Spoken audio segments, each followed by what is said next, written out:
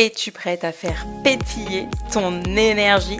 Bienvenue dans La Magie de Magali, le podcast sacré destiné à celles qui sont prêtes à se connecter à leur boussole intérieure, à celles qui sont prêtes à se connecter à leur énergie divine et à vivre une vie pétillante, trépidante, abondante et extraordinaire. Je suis Magali, mentor en transformation énergétique et on commence à pétiller dès maintenant. Écoutez les cycles de ton corps, c'est très important. Il y a des phases dans la vie où ton corps a besoin de temps de repos, de temps d'intégration pour pouvoir pleinement accueillir le renouveau, les nouvelles énergies. C'est ce dont je vais te parler dans cet épisode de podcast. Cet épisode est un enregistrement que j'ai partagé dans ma communauté privée WhatsApp, La Magie de Magali.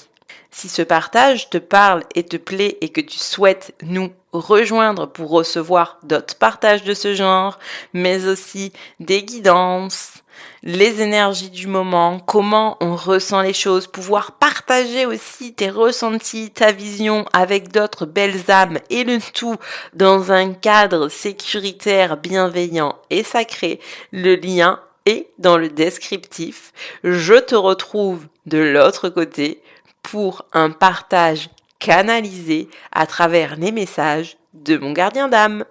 La question sur laquelle j'avais besoin d'une guidance auprès de mon gardien d'âme, c'était pourquoi mon corps est souvent entre guillemets tordu, pourquoi j'ai souvent besoin d'ostéo. Alors pourquoi cette question très précise, vous allez me dire, parce que hier j'avais justement une séance d'ostéo, j'ai un ostéo qui ne fait pas craquer, donc qui travaille sur les énergies, qui est assez intuitif. Et en fait, il sait ce que je fais comme travail. Et hier, il me dit, mais quand même, on se voit souvent, parce que c'est vrai que la dernière fois que j'étais allée, ça devait être en octobre. Et il me dit, je comprends pas parce qu'il y a vraiment des fois où, enfin, vous êtes vraiment tordu, comme t'as l'impression que je suis pas venue depuis un an ou je sais pas quoi, tu vois. Et il me dit, mais est-ce qu'avec votre travail, ça joue pas ça du fait que justement, peut-être que j'absorbe trop les énergies ou, et tu sais, j'étais en mode, alors, je reçois beaucoup de ressentis physiques, c'est vrai, mais tu sais, j'ai quand même ce truc j'ai des rituels quand même assez forts pour la mise en route et la fermeture. Donc, tu sais, mon mental est en mode, ouais, bon, je sais pas. Mais du coup, j'ai vraiment mis ça de côté et je me suis dit, écoute, c'est bon. On souffle, on part pas dans les histoires et on verra demain avec des plus hautes instances, j'ai envie de dire, parce que autant avant, je travaillais beaucoup avec mes guides. Aujourd'hui, je sais que pour moi, personnellement, je suis amenée à travailler avec mon gardien d'âme. Si ça vous intéresse que je vous en parle un peu plus du gardien d'âme, parce que j'en parle beaucoup, mais si ça vous questionne, n'hésitez pas à me le faire savoir, soit en mettant un petit mot dans l'espace partage ou en commentaire ou quoi que ce soit. Ce sera avec plaisir, évidemment. Mais bref.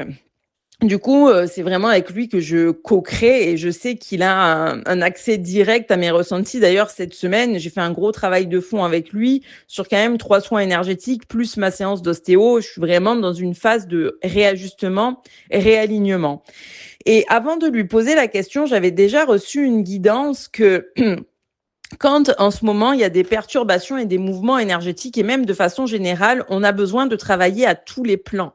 Et ça, c'est vrai que parfois on peut avoir tendance à l'oublier. C'est-à-dire qu'à partir du moment où on rentre dans la spiritualité, des fois, tu sais, t'es comme, ok, je travaille mes énergies, je travaille mes croyances. En fait, je travaille beaucoup sur le plan énergétique, mais le plan physique est d'autant plus important puisque c'est vraiment lui qui nous permet d'être et d'œuvrer ici. Dans la matière.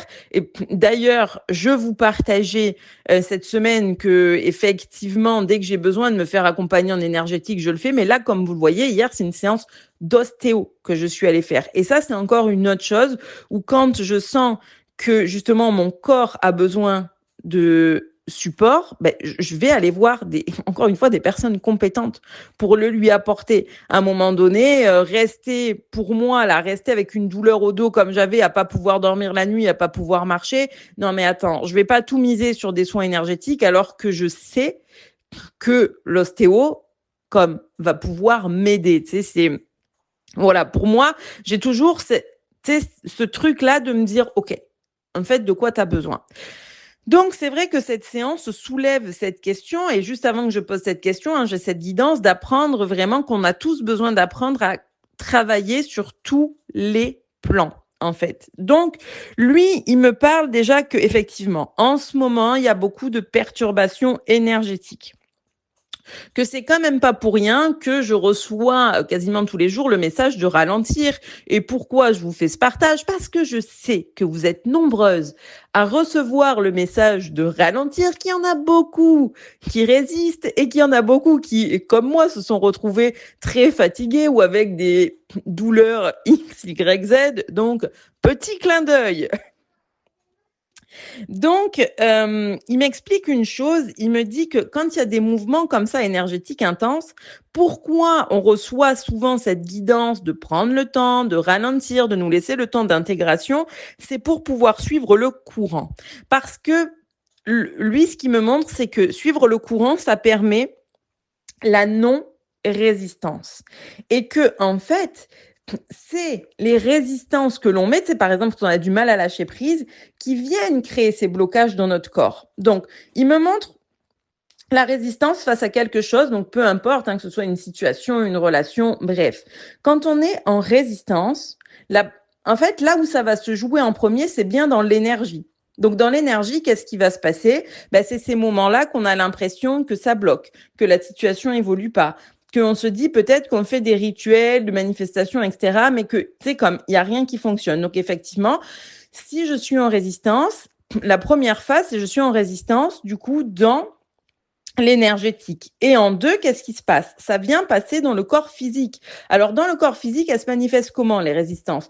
Souvent, ça va se jouer dans le dos. Tu sais, tu vas avoir des douleurs au dos, la nuque qui tire, les épaules, le bas du dos. Mais après, attention, je veux dire, on est tous différents. Ça peut aussi bien être des migraines à répétition qui te clouent au lit, des vertiges, etc.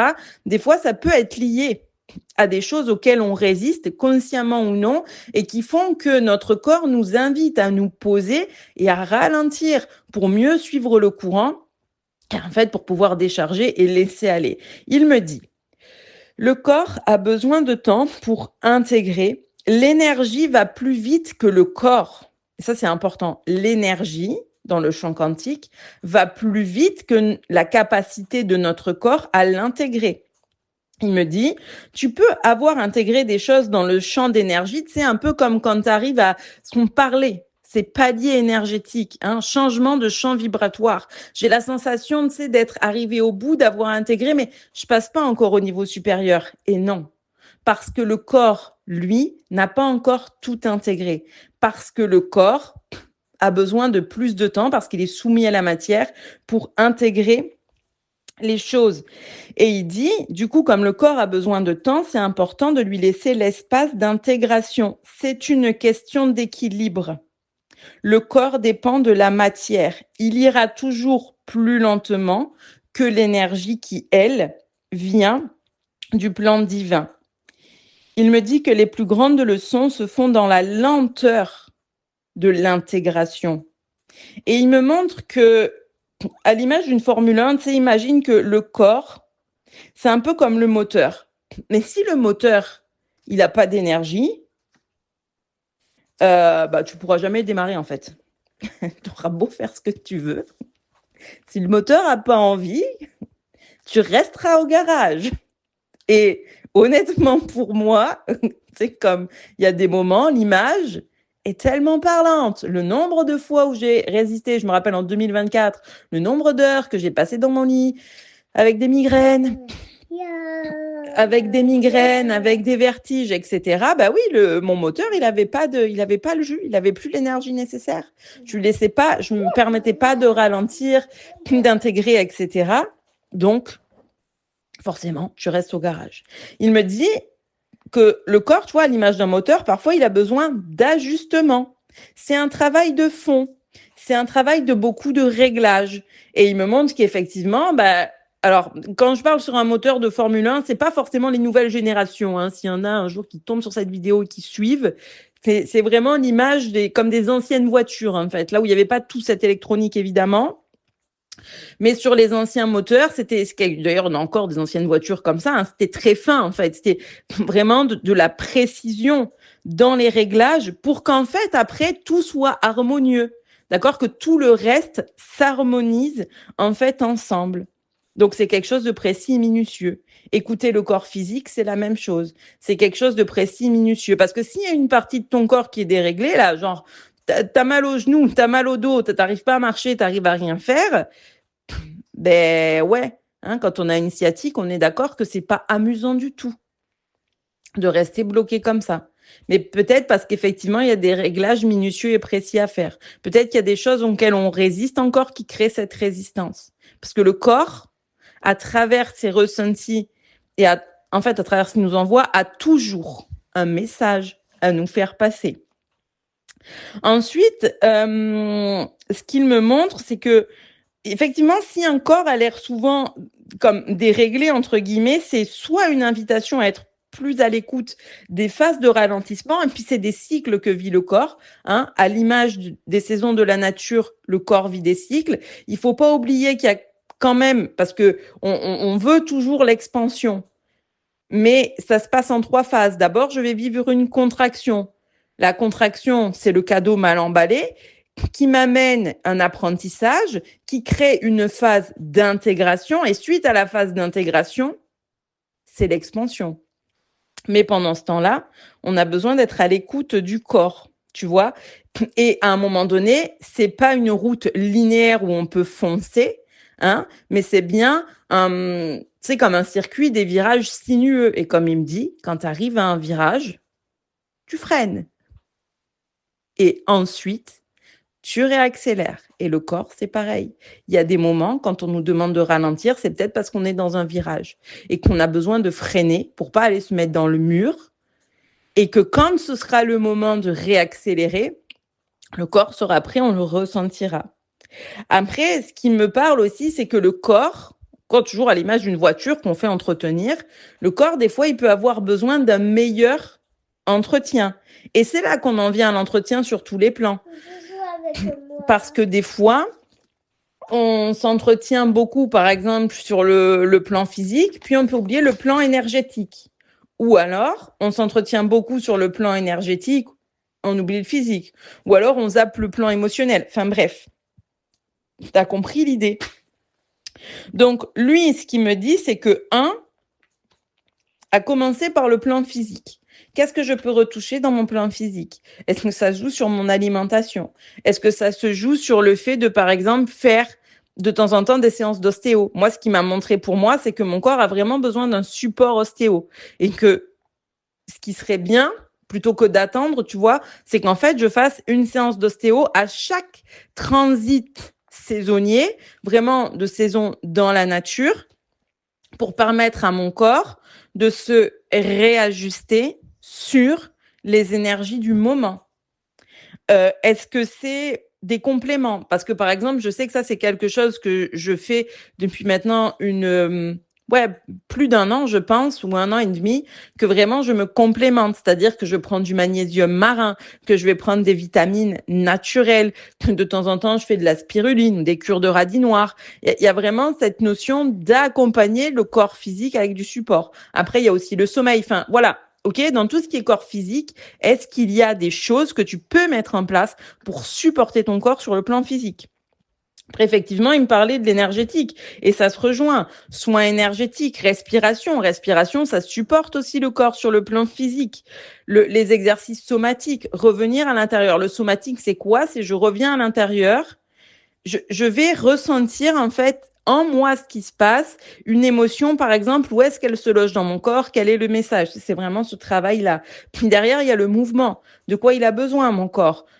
De marcher, de nager, de faire du yoga, de X, Y, Z, pour pouvoir décharger le trop-plein d'énergie et le repos. Mais quand il me parle de repos, c'est comme, c'est pas de dire, ouais, j'ai fait ma méditation, là, je me suis reposée. Non, non. Est-ce que tu as pris un vrai temps de repos pour ton corps où tu le laisses se déposer? Tu sais, comme des fois, même sans rien, ou même juste aller prendre un temps, faire une balnéo, t'offrir un massage une fois de temps en temps. Tu sais, c'est vraiment ce truc de, OK, offre-lui un vrai temps où il se pose et se repose. Il me dit, Le corps a besoin de se relâcher, il est soumis à la matière et les phases parfois intenses ont un réel impact. Donc les phases énergétiques qu'on peut vivre hyper intenses, comme tu les ressens dans les énergies et que les énergies, elles passent à travers ton corps, au travers d'émotions, etc., forcément, ça peut être super intense pour le corps. Et il dit que pour lui, c'est encore plus, tu vois, vraiment que le corps a besoin de se relâcher, de ralentir, encore plus quand il y a des bouleversements émotionnels. Moi, je sais que là, ces dernières semaines, avec les séances que j'ai eues au niveau du travail, c'est vrai que c'est pas une problématique de protection énergétique, mais que là, au niveau émotionnel, les accompagnements de fin de vie que j'ai faits ont été très lourds. Donc, effectivement, ça crée tout un bouleversement. Il me dit que le corps a besoin d'être soutenu dans le process.